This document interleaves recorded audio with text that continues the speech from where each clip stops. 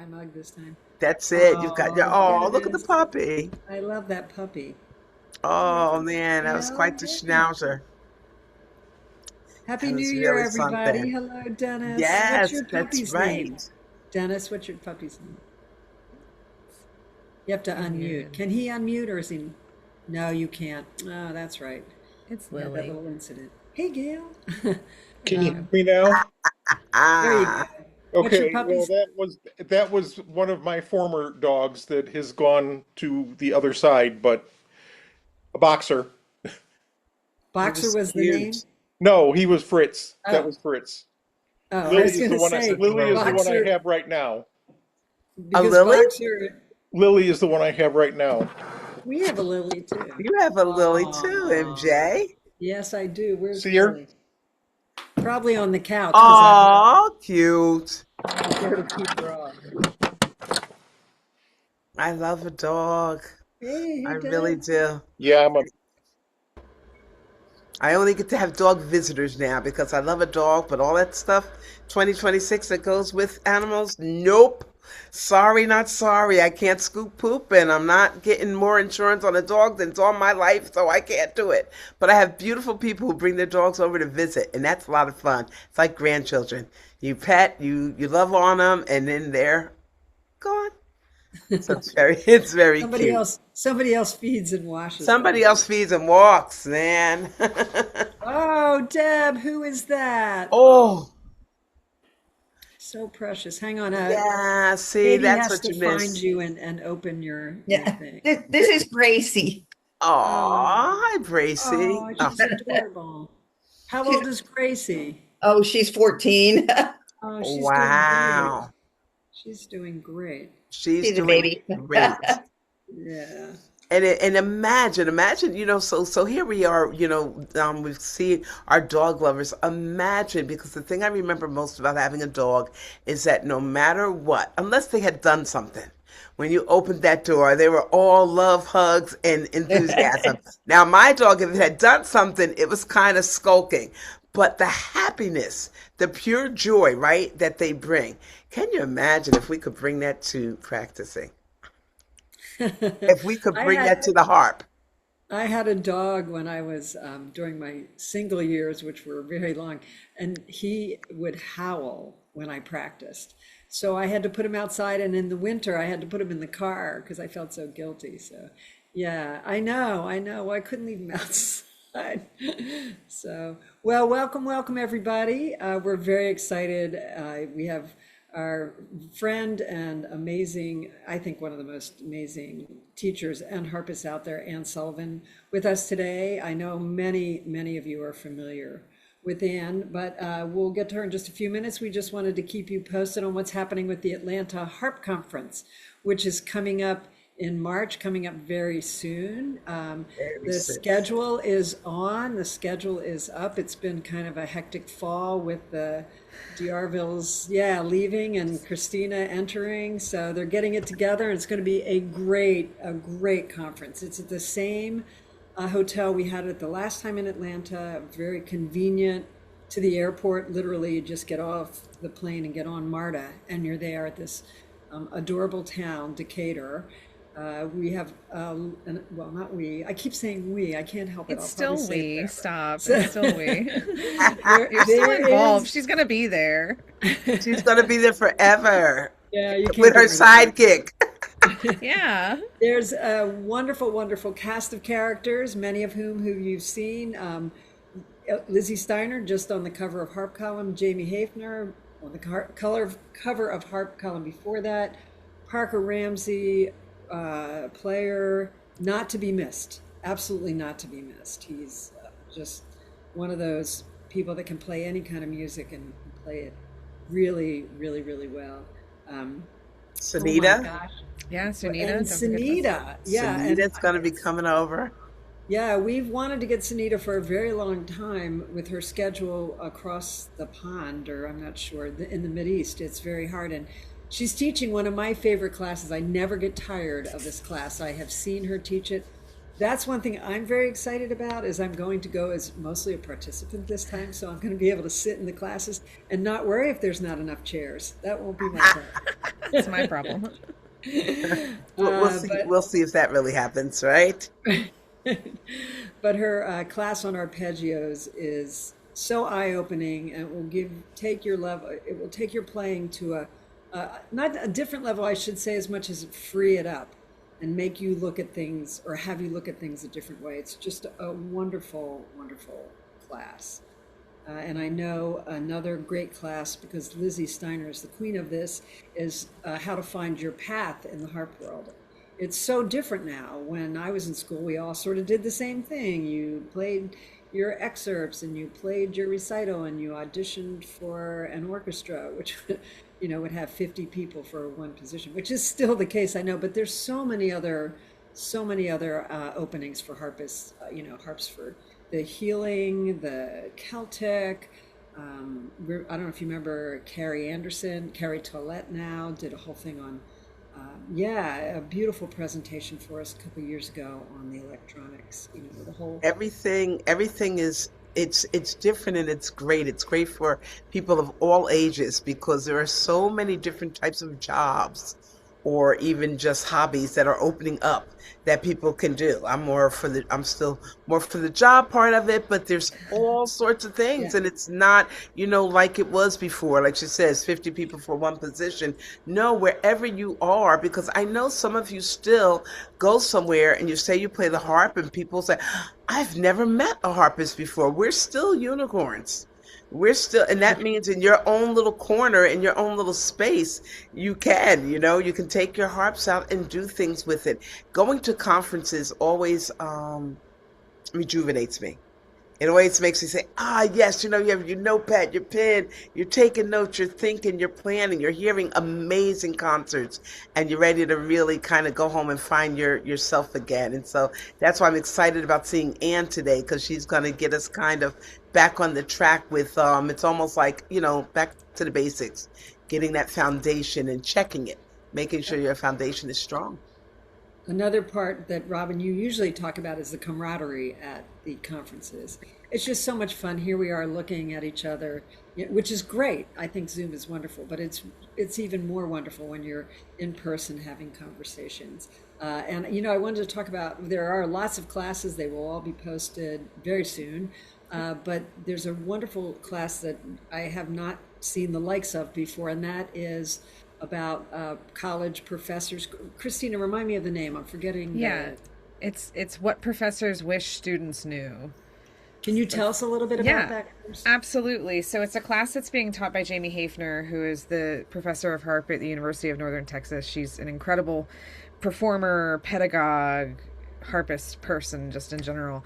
And she's going to be talking about like the ways that teachers wish students saw themselves, the way that teachers can help with our learning process in a variety of different ways. So of course she works with collegiate age students primarily, but she has experience working with students of all levels, and the knowledge that she brings to the table with all of this information that she has is just unprecedented, really, truly. So she's going to be talking about the influence that lessons can have on you as a student, the kind of goals and long-term outcomes you should be setting for yourself, growth, and how we can kind of use different kinds of practice habits to move the needle in our progress rather than when sometimes we stall out. So she's really got a ton of information, and it's titled What Professors Wish Students Knew. And the word professor can sometimes mean collegiate to a lot of people, but it's what teachers wish students knew, all of us, what we wish our students saw in themselves. So there's really just going to be wonderful information given by Jamie Hafner here. We just booked a local Alexander technique specialist to give a class during the conference. We really just have a lot of really exciting workshops and clinics lined up for you, and the performances are going to be incredible. I'm so excited to share all of these things with all of you that are able to join us. And Wonderful. So, everybody, don't forget with Anne coming on, I want you all to make sure to check out her harp mastery programs. I was looking on it like I look on it whenever we have somebody coming, and there are just, it's a page in her harpmastery.com shop. There's a page of all different things. Even I saw, you know me, I saw the free, I think, warm up exercises or something. There's something on there that's for free. So I want you to go look at that first, but you can check it out. But we all need, that little extra help. We all need that little extra push. And she's got tons of choices that will fit into any lifestyle or level. so I just want to ask a question before we go, and then of course we have the trivia. But when Robin and I come up with things, we're talking to each other, and I'm just wondering. I mean, we literally both were talking about the holiday hangover. It's like you've got all this momentum during the holidays, whether you're playing with the church, but there's something on your stand, and you have to get to it. How many of you, like January 2nd or 3rd, just kind of sit down and go, where do I start? Let's have a little wave. I see Pam. Yeah, yeah. So that's where we got this idea. Like, what? Thank you, Amy. What do you need to get, what do you need to get a little kick and get yourself, back on the bench and back in the swing of things? But once again, we've got our trivia question where you two could wear. This is, I remembered my mug and Robin So forgot I'm, hers. I'm still waiting for my husband to bring mine down with, some hot tea or cocoa or something. So today's question is about conferences, since we have the Atlanta Harp Conference coming up. As I said, so convenient to all of you. Seriously, you fly into Atlanta and you are just right there. But I would like to know, we would like to know, what is the first city the American Harp Society had their very first conference in, I believe it was 1964. And what is the next city that the American Harp Conference Society, I'm sorry, American Harp Society will have? And it's a little bit of a trick question. So, all right, we Very good. literally do not need to introduce Anne Sullivan because I'm looking at all these people. I know you all know her. So, Anne, without any further ado, take it away. Oh, thank you. Thank you so much. It's so great to see all of you and to see so many people that I know. And I wanted to thank June for picking up on Robin's question, saying, "Well, I know there's something in there for free and something about a warm up." And June just got in there as the way she usually does and answered the question. So yeah, we have a live warm up every Monday. It's actually a little bit more than a warm up. It lasts for about 45 minutes. Every Monday at 11, you can join through the hub. You can join on YouTube, but we just talk through various things about technique, and it's just about every Monday. It wasn't yesterday because I'm not at home, and I wasn't there yesterday, so I couldn't do the warm up, but I lead this warm up just about every week. So, and it's free. You just show up and you'll learn a lot. So that's always fun. But we're here to talk about the holiday hangover. I try to avoid thinking about it as a hangover because I think about it, but I mean, it sort of is. But I think about it as an opportunity, right? It's an opportunity to look at this new year and see what's going on. And when Christina asked me to sort of focus on the technique angle of it, I thought, well, okay, let's look at everything that technique means. So I wanted to start by looking at the technique repertoire equation. Now, if you got the PDF, I'll have to apologize. There are some mistakes on it, and I'll alert you to those as we go through. But you can follow along and fill in the blanks. If you have questions about those blanks, you can let me know, but I'll be pretty clear. So in the technique repertoire equation, the rule is essentially this. If your fingers can't play it, you can't play it. I mean, there are other factors obviously involved in playing music, but if your fingers can't do it, you're going to spend too much time trying to get them to do the things they need to do for the music to actually enjoy the music. So you have to look at it this way. I know a lot of people think that, well, if I learn a piece that has, if I need to learn arpeggios and I learn a piece that has a lot of arpeggios in it, I'll get better at arpeggios. Well, yeah, but see, that's really the slow way. Because when it's done right, repertoire doesn't guide our technical development. We don't use that to know where we're going. Repertoire follows our technical development. This is why all the great masters have spent hours and hours on just on technique, because they know that if their fingers can play it, they'll be fine. There's so much history you can go through, and you can look at just about any master of just about any instrument and they'll say, yeah, it's all about technique. This is where the powerhouse of your playing is. So that's why technique's important. But I really wanted to get more specific and talk about these things on your worksheet here that are the 3 E's of technique. And this is what I want you to think about. This is what technique actually does for your playing. So, technique, the first thing there, it's ease of playing. When your technique is sharp, it just makes it easier to play.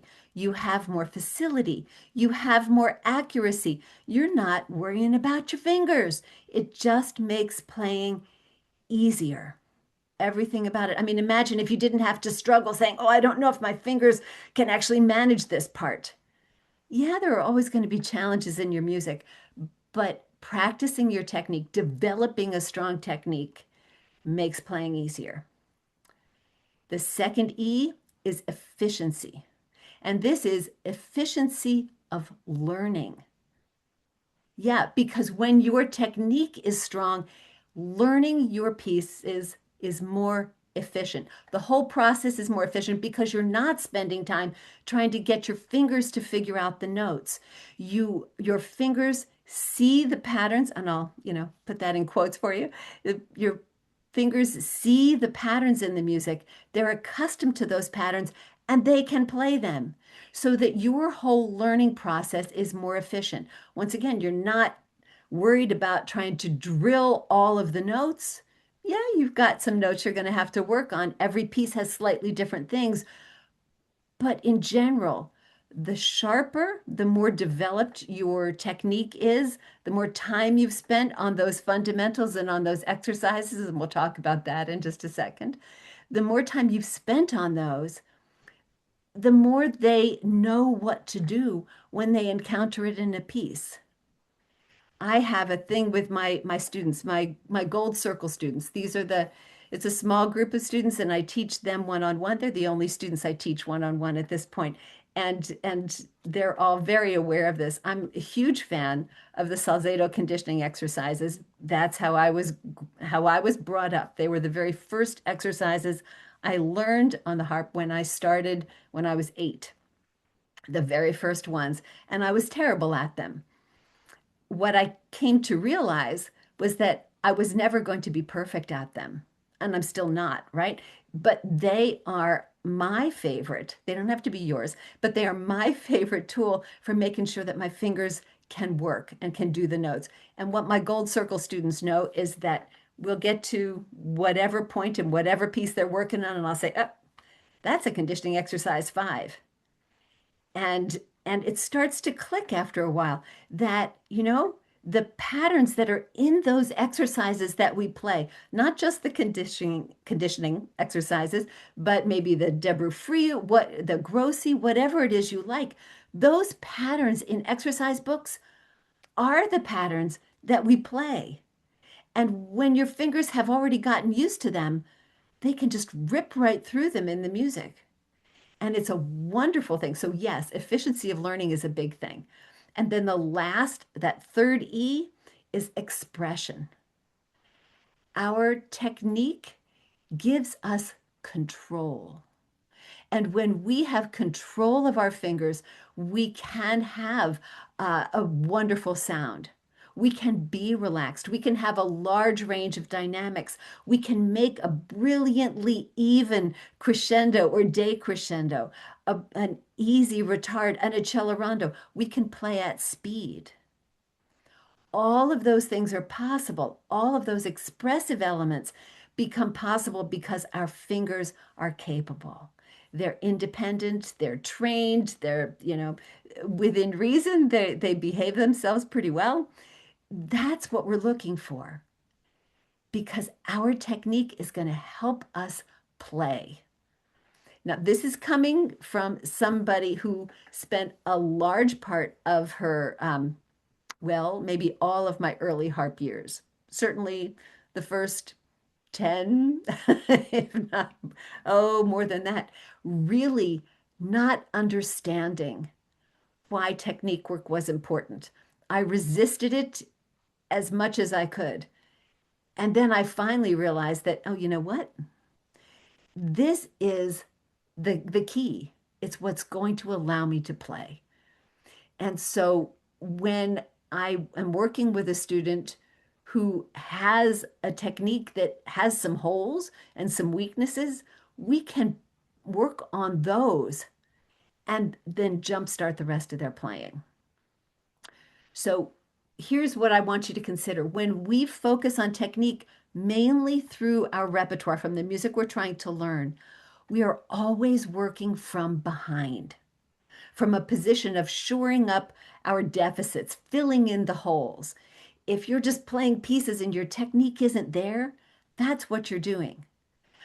But when we are working on our technique in addition to our repertoire, then we're leveraging our strengths. And that's what makes our technique really power up our music making.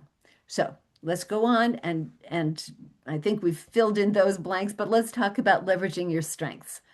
So I have three things here that I want you to think of, and they go kind of with what we were talking about before. But the strengths are these. I want you to think about your foundational skills. These are your fundamental things, your scales, your chords, your arpeggios, your intervals, those things that are absolutely, rock, our bedrock of our technique, the things we have to know how to do. So that's one area there that I think you can really develop and be strong in. Scales, arpeggios, chords, intervals, those basic shapes that are in everything we play. That's what makes our playing easier. It helps develop our facility. We need to have them in place. I mean, imagine if your scales aren't in shape, there's a lot of repertoire that's going to be really hard for you to play, especially to get up to tempo, because it has so many scale patterns involved in it. Okay, foundational skills. That would be a strength to develop. The next one is independence. Independence of your fingers and independence of your hands. This is where you're going to find exercises that will help you. I love the conditioning exercises for this. There are some wonderful exercises you'll find some in Deborah Friou, you'll find some in Yolanda Condenasas's book on playing the harp. You'll find them in just about every exercise book.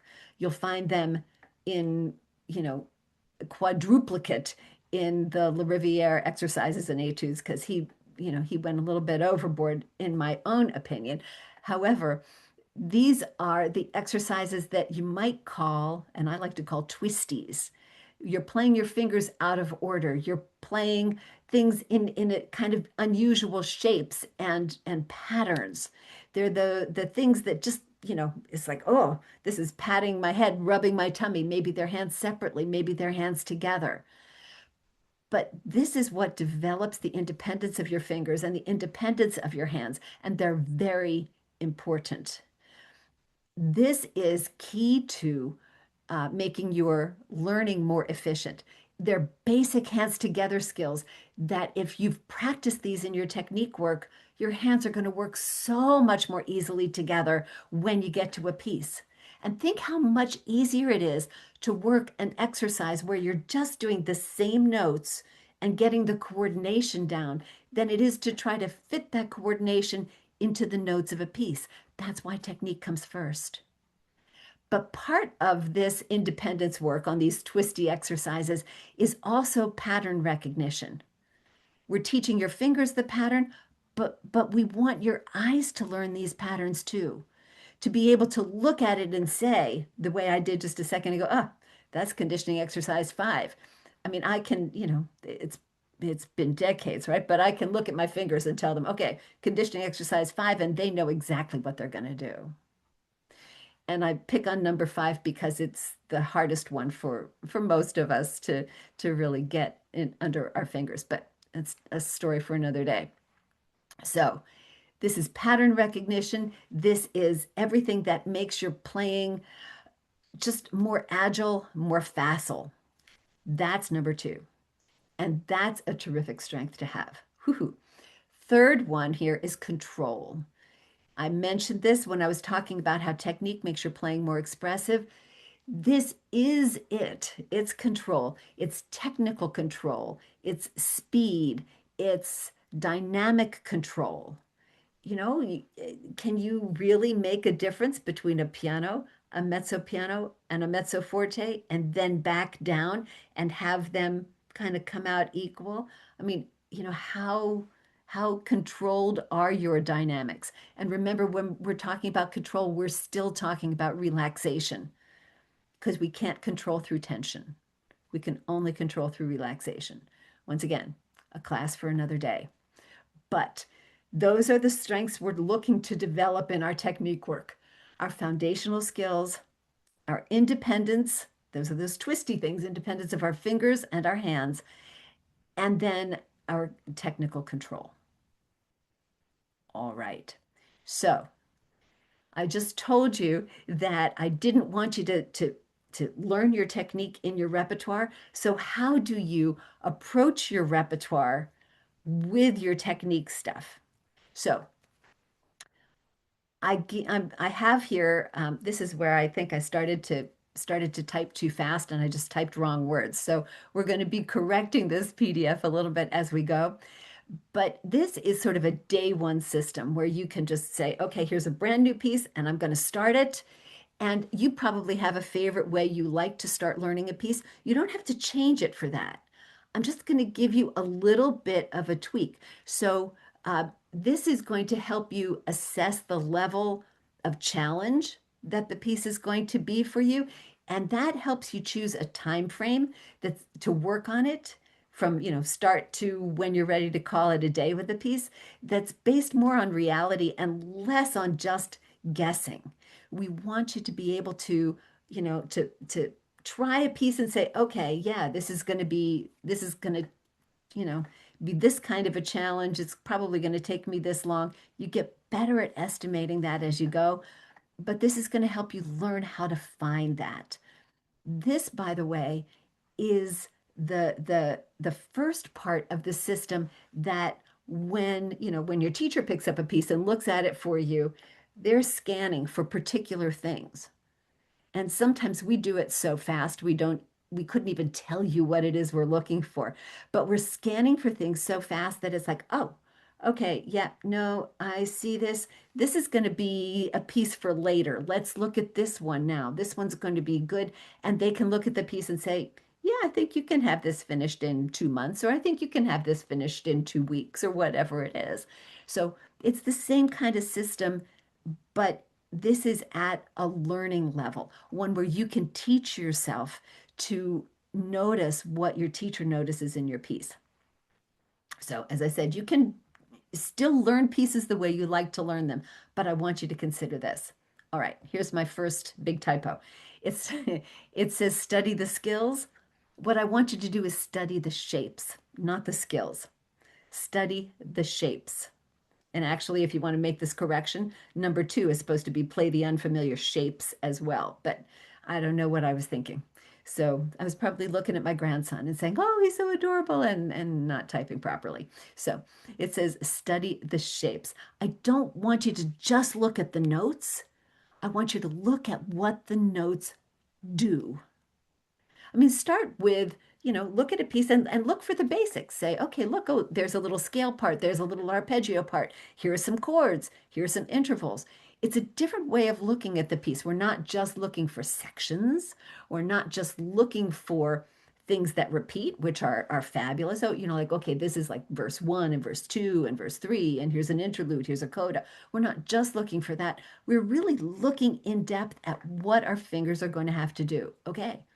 Once you've looked for those basics, those fundamentals, your scales, your chords, your arpeggios, your intervals, then look for the twisties. Look at the hands separately patterns. Look at the hands together patterns. The more you've studied them in your technique work, the more they'll pop out at you in the piece. How, you might have had a lesson at some point where you've been practicing this piece and you're saying, oh gosh, this part's really hard. And your teacher says, yeah, but look, do you see this little pattern? This little pattern, I know the fingers are out of order. You're playing them 4, 2, 3, 1, and then you've got a little scale thing down. I don't know what it is, but see that little pattern? It repeats over there.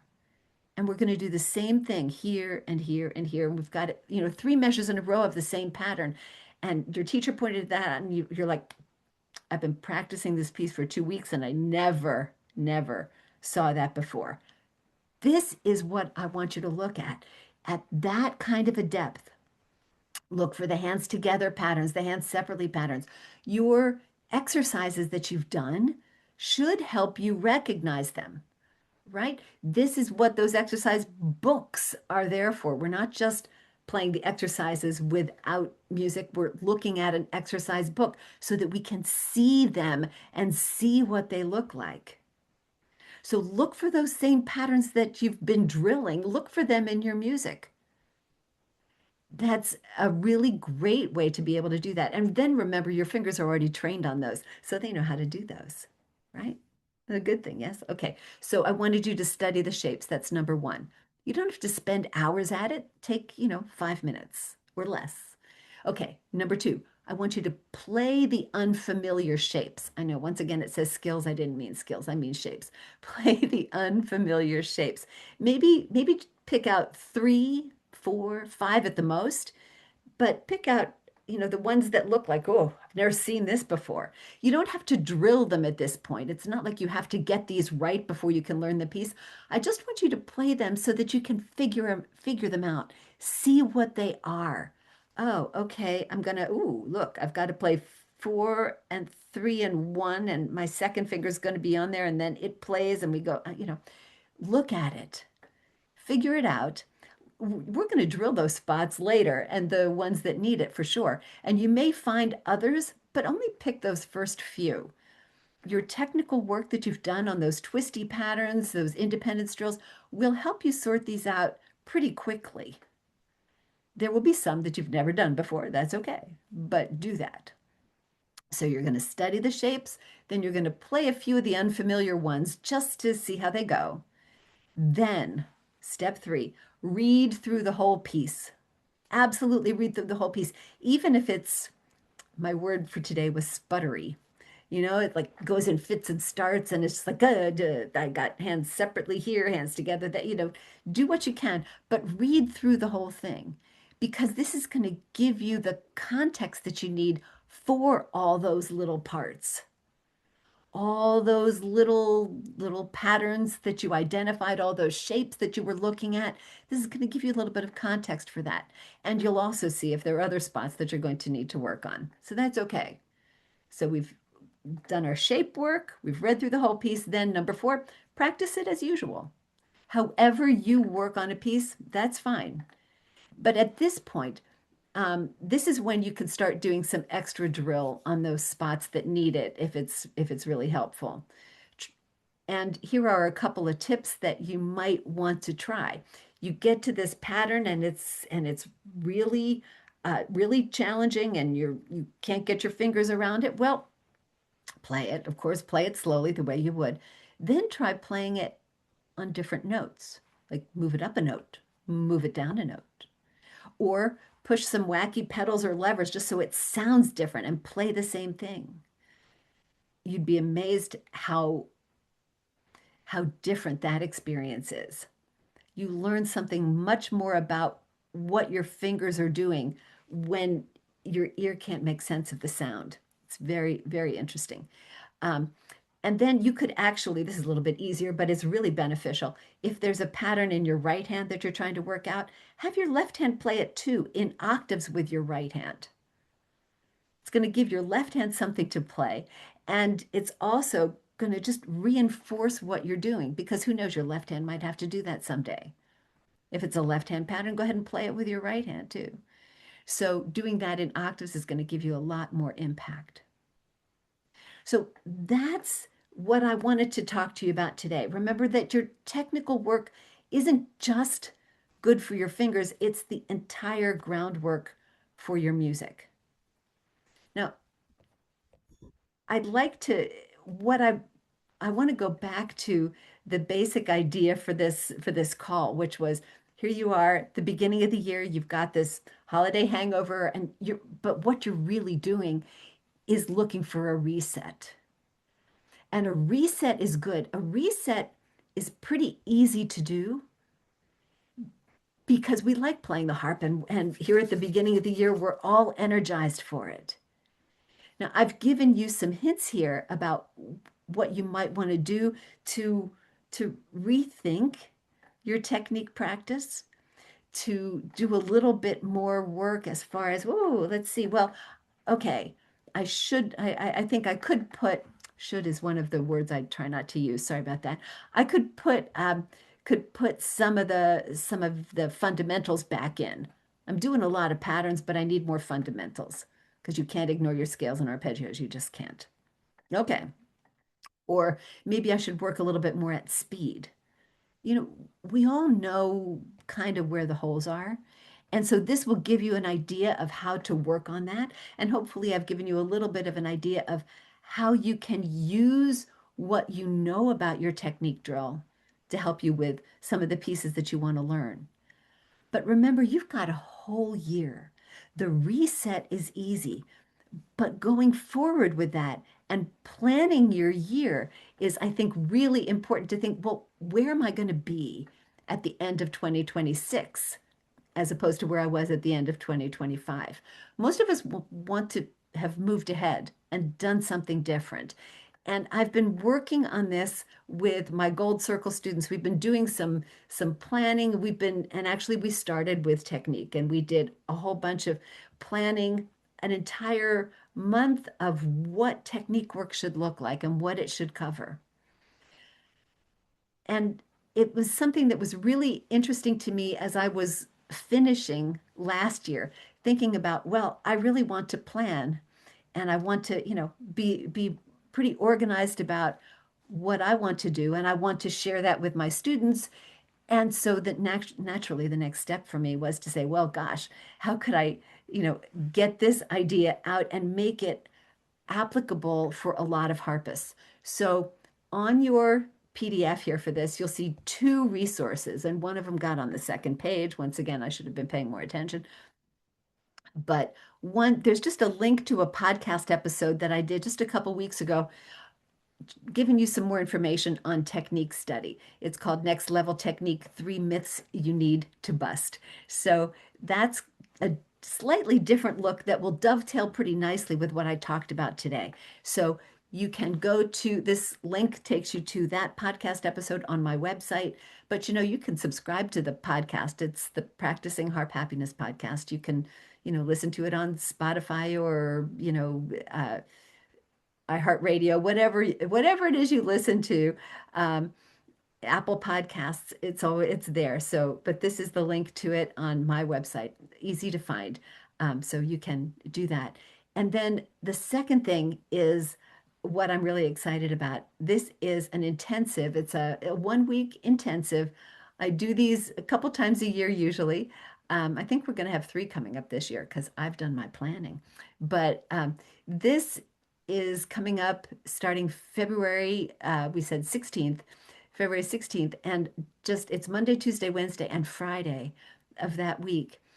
And we're looking at a way to blueprint your entire year. This is why I've called it the Harpist's Breakthrough Blueprint. I'm going to be giving everybody on the calls the absolute what they need to do. And you're going to come out of this intensive with a month by month plan for your technique, your repertoire, and those musicianship skills that you need to work on. And it will, we're going to be designing it over the course of that week, talking about what's important and how to make sure that we get, at that point, it'll be February finished strong. And then we get March all planned. And that by the time you get further down the year, you'll still know what to do so that you won't have to be re-energizing yourself, redesigning your practice year halfway through the year. Yes, you can pivot. There's nothing that's written in stone about this. It's just going to be the guideline to take you forward so that you're not getting to next December thinking, gosh, did I really learn anything this year? You're going to be able to look at exactly what you did and you're going to know that you moved forward. So that's what this intensive is about. I'd love for you to take a look. This link here goes to the webpage. You can find it under upcoming events at harpmastery.com.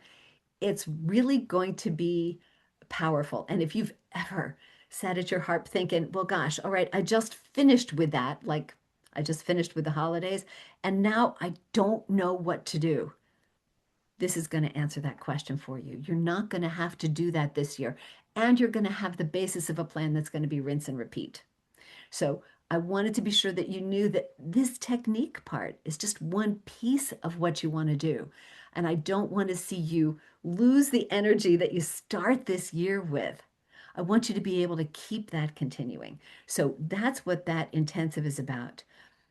But if I could give you one last thought to take away from this, it's going to be exactly where I started. And that's this: if your fingers can't play it, you can't play it. You cannot ignore your technique work and expect your music to flow, expect your music to be secure, expect to be able to play it confidently. The basis of all of that is in your technique work. Okay, there you go. I've talked and You have, talked and fast. no, not fast at all. And let me tell you something. I've never been convinced. And you said one thing that did convince me when you said working on technique and pieces, you're always working from behind. Yes. So even though it should be open to questions for other people, I'm going to ask my questions because I'm writing, I'm taking notes. I'm like, yeah. So I know you love salsato conditioning exercises. Me I too. do. Do you have in your resources or any resources that you know of that you can point people to where here is this exercise, like you kept saying, number 5, number this, number that. Is there anywhere a comprehensive list of these songs match these exercises? Or are you going to do that for us? This is You know, something for you to develop. yeah, I think that's coming. I've thought about doing that, We but need it. there's a lot of music in the world, right? But I think that we're going to we may the way I have this envisioned at this point is that during this intensive that I was talking about, we're going to be brainstorming some of this. I'm working on this piece. What exercises should I be using to prepare me for this piece? And That so I think we're going to be working at that because, I can, I don't always pick, I don't always have the repertoire in my mind that other people are going to, are going to be interested in doing. Some I do, but I really want to make sure that I'm helping people with the pieces they want to play. So I think we're going to be working at that in this course, and then probably once we get that list started, I'll end up expanding it and well, adding yeah. my own touches to it.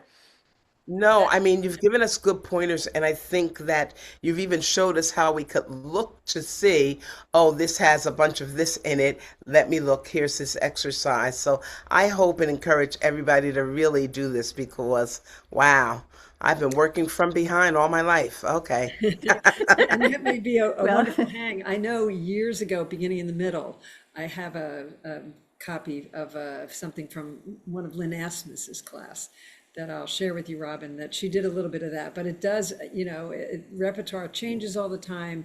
Everybody's at a different level, so that might be a nice thing to explore. And you made the mistake of saying, well, that would be something for another day. And I thought, okay, I think we have April, May, June, July, and August. Sign us up.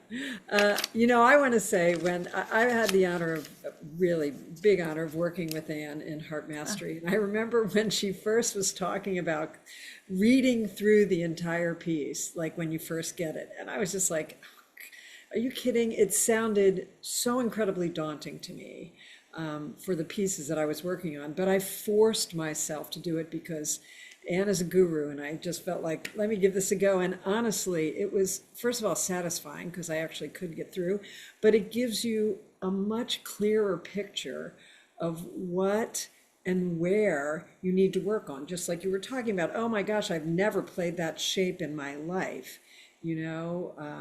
And I also want to say in that vein, and you may agree with me here, Anne, there are times with repertoire where you have to change things if it's not working for your fingers. That's one thing I learned a little bit later in life, and I'm sorry that, I mean, because I kind of had to, but if there's a fingering not working for you, the knowledge you have in your head from your warm-ups and from your technique buildings will say to you, I don't have to do it this way. Let me try this way because you've done it in other things. So it also broadens your repertoire of how to make it work for you. Oh yeah, I know, absolutely. And I think you really have to be open to that. All the great masters changed somebody else's music and changed notes and you know, it has to suit your hand. Um, so I think that's really important. Um, Shoot, I don't remember. You had said something and I was all excited about what you said. I was gonna say something back, but The I don't fact know that what we're it was. lining you up for the rest of the year. Oh, yeah, well, that too. Yeah, that wasn't it. But sure, that's right. Sign me up. But you know, I really do think that oh, I know exactly what it was. We were talking about playing through the whole piece.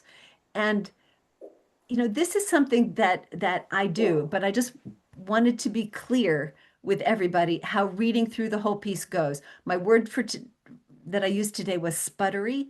I mean, if I pick up a piece, um, and you know, okay, so let's say I'm going to pick up the Hinastera concerto. Never played it before, let's say, okay, it's got, you know, it's got movement, so I'll just pick one movement. That's okay. That'll count as a whole piece. But I'm going to go all the way through it, and it's going to be a mess because I won't have pedals in there. It's going to be blip, blip, blip, and it may take me the first time I'm doing something like that. This movement's not that long, but it may take me was a big piece like that. It may take me an hour to read it through the first time, but that's okay. That's an hour. I haven't wasted it.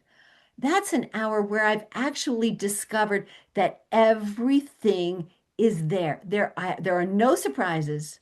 I'm not going to turn a page and go, there's nothing that, you know, I've been there. I've seen it. I know what's up. I know what I'm up against. I know what's going to work. I can get a good sense of what isn't, but I've done it. And if it takes me an hour to read it through, that's okay. So please don't think that I'm talking about just reading it through and la-di-da, sight reading it. I mean, it's a struggle, and that's all right because you're going to learn from it and you're going to learn what you need. And you're 5 day intensive. Yes. So it's, and I'm looking. So it's live. Is there going to be any way that you have a, I don't know, unlive component? What about people who can't be online at 10 a.m. and 11 a.m. in the morning? What Everything's about, recorded. so there'll be an option for people to purchase these recorded things of it, yes?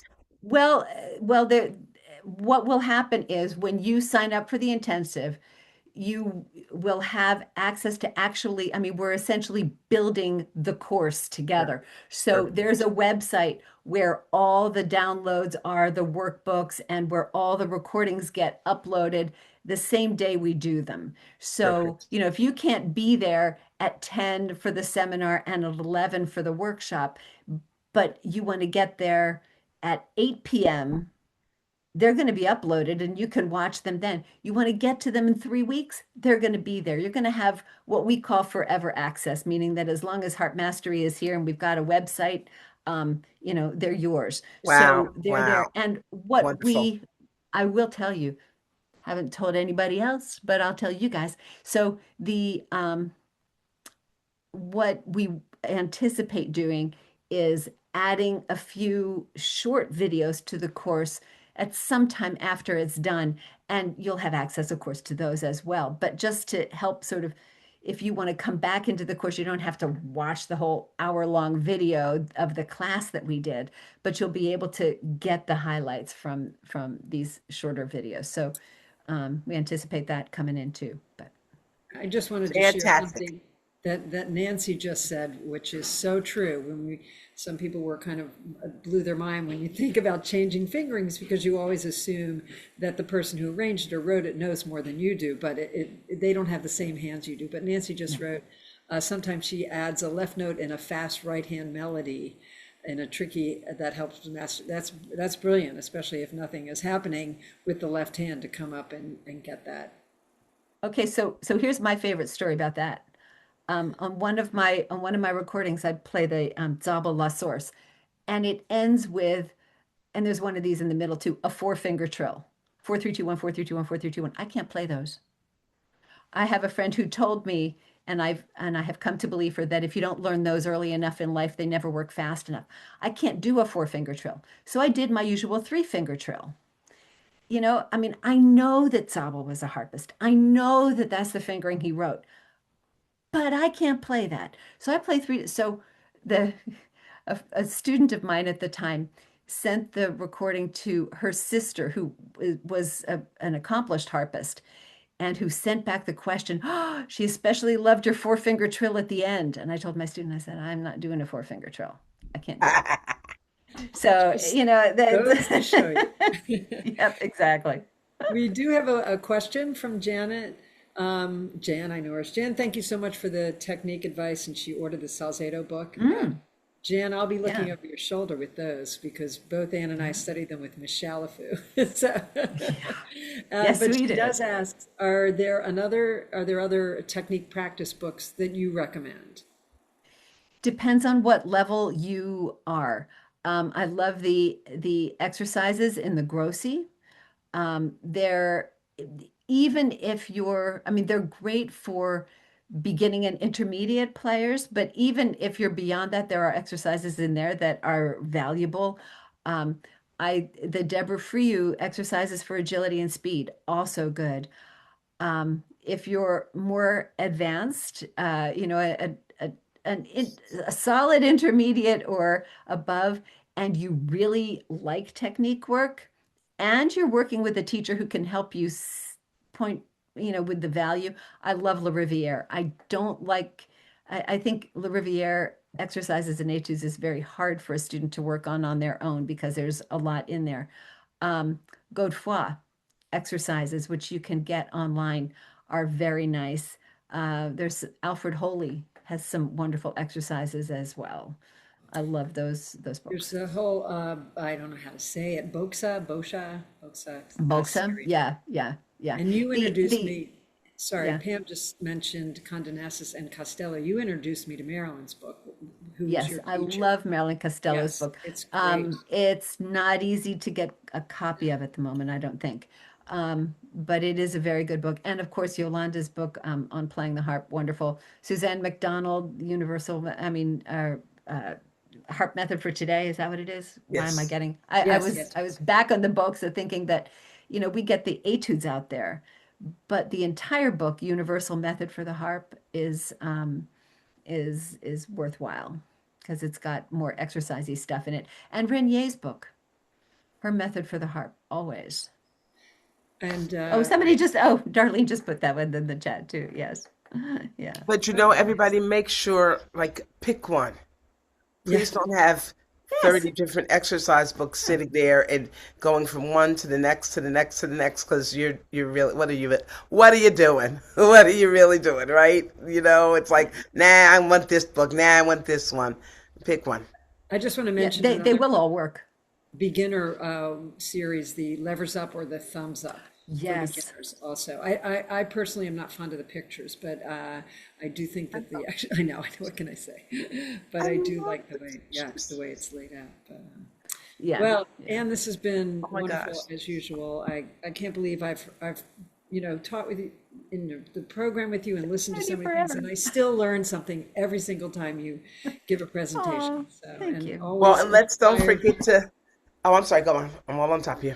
Go. No, that's okay. I was just going to say it inspires my teaching and my playing always. So, And All so right. you guys keep getting inspired. Let's sign up for the conference and come, Yes. because just like MJ said, I mean, I love Zoom. I'm so glad we have the Zoom. I've just signed up for the technique class. Haha. So let's go. Y'all sign up too. I did that just while we were talking. Harp mastery in the house. Woo, So thank you. let's do Woo. this stuff. But listen, the conference, being in person and being surrounded by the energy, the music, and the after parties is just the best. So let's see you all in Atlanta.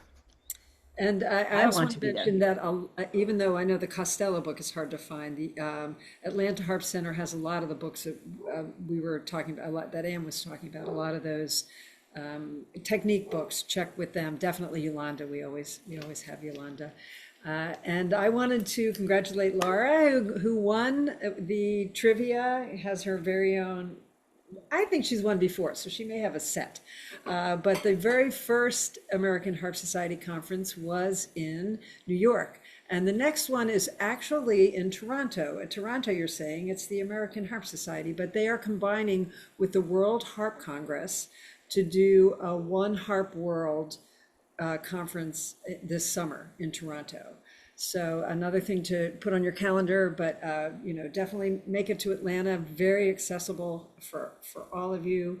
Next month we will have Sunita and we will have Jamie, and they'll be talking about their classes, telling you a little bit about it. Both of them have been on Hanging with the Harp. We haven't had Sunita in a very long time, but we are inviting them back, and we'll be happy to have to see them and have them tell you a little bit more about what's going on. So in the meantime, get on that. Check out it's the Atlanta Harp Center conference.com. Atlanta Harp Center Festival. Festival. I'm sorry, Atlanta Harp Center Festival. What did I say? But anyway, Oh, because check. there'll be a hanging live. Come on, you gotta come, Yes, Yes. we right? will be hanging live like we did at the last Virginia one. So we'll keep you posted on that as well. That was fun. A lot of you came, and we got to broadcast to our little hang world, which was really fun. If you have any questions about the conference, don't hesitate to reach out to Katie and Christina. As I said, the schedule is almost complete, pretty much completed, and the descriptions will be in the next couple of days. So thank you again, Anne. Everybody is thanking you, and Thank you so much for having me here. It was so much fun. congratulations, Grandma. Oh, thank you. Yes. Thank you. Her first grandchild. So, all right, everybody, we'll see you next month, third Tuesday. Take care, everybody. Take care. Bye-bye. Bye. Bye.